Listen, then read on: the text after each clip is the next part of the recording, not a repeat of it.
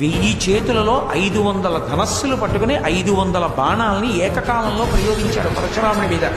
అంత గొప్ప యుద్ధంలో ఆ కార్తవీర్యార్జునుడు వేసినటువంటి బాణములన్నింటినీ కూడా పడగొట్టడమే కాకుండా కార్తవీర్యార్జునుడి 1000 చేతులు నరికేసి ఆయన కంఠాన్ని నరికేశాడు.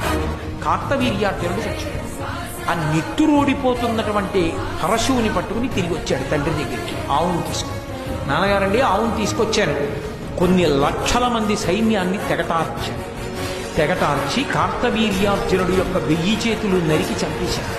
అతని స్నేహితులు రాజుల్ని చంపారు. ఆవును తీసుకొచ్చారు.